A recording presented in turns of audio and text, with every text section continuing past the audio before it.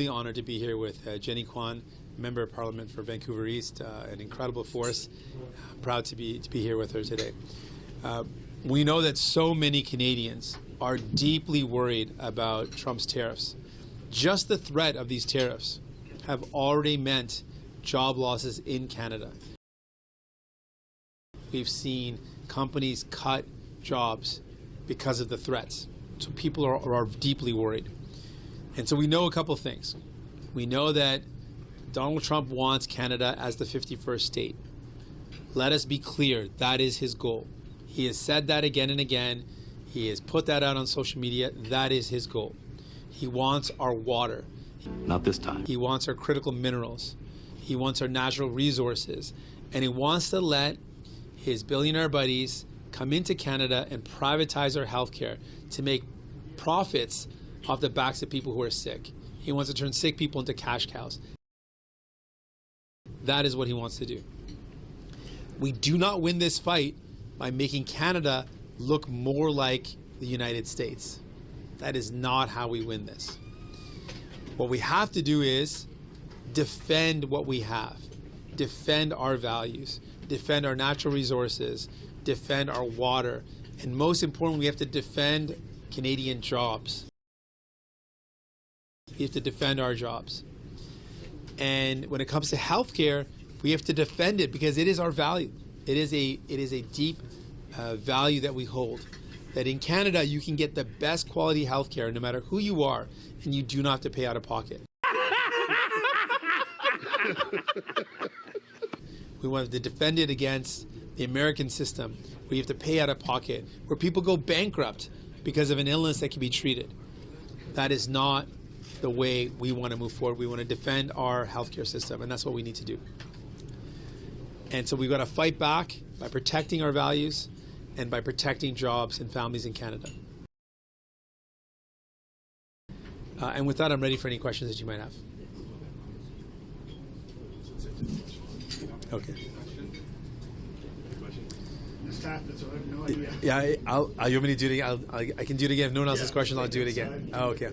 Oh, no. Okay, cool. We'll do it again. Would you like to say something? No. Okay. Yeah. Our leader said it all. I'll let CTV set up, and then in case you missed the first, I'll do it again. Okay. Yeah. This is great. Was this ours, Ali? Oh, someone else. That's great. Oh, it's so good, man. We need to have this with us. That's a great one. Yeah. Thank you. All right, yeah, so what Okay. is the opening? Yeah, I'll give you the opening. Should you want to look straight to camera or a little bit off camera? What's A better little for bit you? off camera's Okay, great.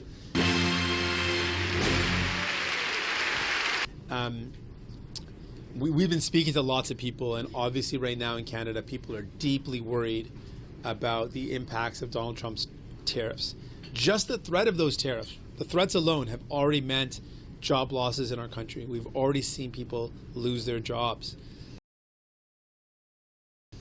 So we have to take this very seriously, and our first goal, our number one goal, is to defend Canadian jobs. We've got to protect those jobs, protect those workers, and protect their families. That's number one priority for us as New Democrats. And a couple things have become really clear. First of all, Donald Trump wants Canada as the 51st state. He has said that again and again. That is what he wants. Let's believe him when he says that. He wants to put economic pressure on Canada because he wants our natural resources. He wants our water, our critical minerals. And he also wants to privatize our healthcare system to make his billionaire buddies even more money by profiting off the backs of people who are sick. We cannot win this fight by making Canada more like the United States. That is not how we do this. We don't win this fight by giving more to rich CEOs and billionaires, by giving them more incentives. That's not the way we fight this battle. The way we win this battle is by defending our values. We got to defend who we are, defend our natural resources, defend our water, defend our critical minerals, and defend workers, protect workers in our country and their families. Emergency powers, allowing the government to remove cars and trucks, suspend their insurance, and even freeze truckers' personal and corporate bank accounts. And our healthcare system, which we are so proud of. This is a value that Canadians hold very deeply.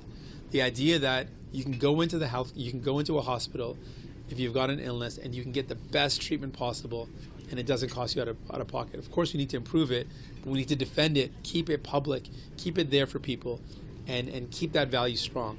That's what we need to do to defend our country. How do we retaliate? Again, they're going to attack. Clearly, they've already started it. They're going to keep doing it. How do we keep defending and retaliation? I've said this before, and I really believe this. Donald Trump has shown himself to be a bully. You got something to say? I didn't say corrupted bastard, but Is that what you said? No, I did not Who say said that. it? Who said it? Somebody behind me said that. Was it me? Was it you? No. You sure? If it was me, I'd admit it, buddy. Was it you or not? In many ways. And right now he's being an economic bully. And the only thing a bully understands is strength. We got to show strength. So retaliatory tariffs is one thing. We also have to hit him and his buddies where it counts.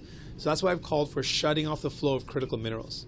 We know that we are one of the only reliable sources of critical minerals for the United States.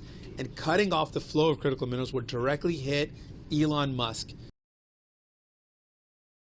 the billionaire buddy of Donald Trump, also the billionaire buddy of Pierre Poilievre, also, I should say. But it'll hit him directly. And that is a way for us to fight back and to push back. We've got to bring the fight. We've got to show that we're ready to fight back to defend our jobs, to defend our country and our values. We're essentially in the lead up to an election. Justin Trudeau has said he's resigning. Liberals are choosing a new leader in that process. There's probably it's clearly going to be coming after them for non-confidence motions. Is this the time for Canada to get to election? There is going to be an election this year. There are confidence votes that are scheduled by law to happen at the end of March. I will be voting against the government at that time. But we still have about 2 months before that happens. And before that happens, there's a lot that can be done. First of all, we've said Parliament should be recalled right away. We need to pass a package of supports targeting those sectors where people are going to be impacted by the tariffs, making sure those workers have supports, have help, they don't lose everything. We've got to make sure that we've got those workers back. So we've got to pass that package. There's other things we can do too. The inquiry on foreign interference concluded. They have recommendations. They say certain laws need to be changed before the election. We can pass that as well. The Liberals set the schedule. No, God! No, God, please, no! No! They can set the schedule what bills come forward. They can choose to bring forward those bills, or they can choose to bring forward a confidence vote. The only confidence vote that has to happen by law is the end of March, where we're going to vote against the government then. But in that meantime, those 2 months, there's lots of work that we can done to protect Canadians against these tariffs.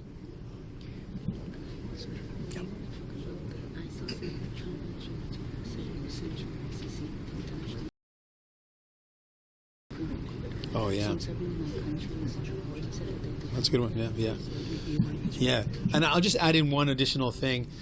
We've seen this kind of movie before, where Donald Trump just puts out really dangerous ideas, disrespectful, hurtful, and really undermining important institutions. And one of the things he said recently is that he would sanction the ICC. Canada is a signatory to the ICC. We are one of the early supporters and founders of the ICC. We believe in international law and holding those to account who have violated international law with an international criminal court. The fact that he wants to sanction them for doing their work is another example of how dangerous his ideas are.